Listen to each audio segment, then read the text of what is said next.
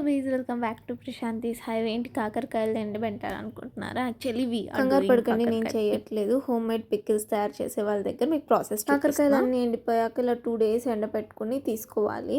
తర్వాత దాన్ని ఆయిల్లో వేసి ఇలా ఫ్రై చేయాలన్నమాట. సో అన్ని డీప్ ఫ్రై చేసేసి పక్కన పెట్టుకోవాలి. కొద్దిగా ఆయిల్ వేసుకుని అందులో ఎండుమిర్చి అంటే పోపు పెడుతున్నారు, కొంచెం శనగపప్పు, ఎల్లిపాయ అంటే మీరు తెల్లవారు అంటారు కదా, గార్లిక్.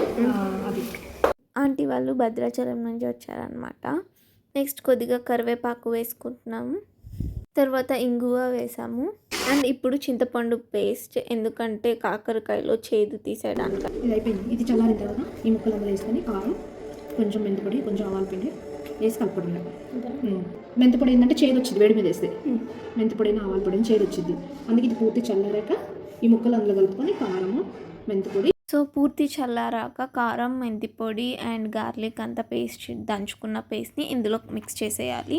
సో నెక్స్ట్ మనం ఫ్రై చేసుకుని పక్కన పెట్టుకున్న పీసెస్ కూడా ఇందులో కలిపేస్తున్నాం. ఫైనల్గా ఆయిల్ వేసి కొంచెం ఆయిల్ యాడ్ చేస్తే కంప్లీట్ అయిపోయింది పికిల్. అంతే, ఈజీ కదా.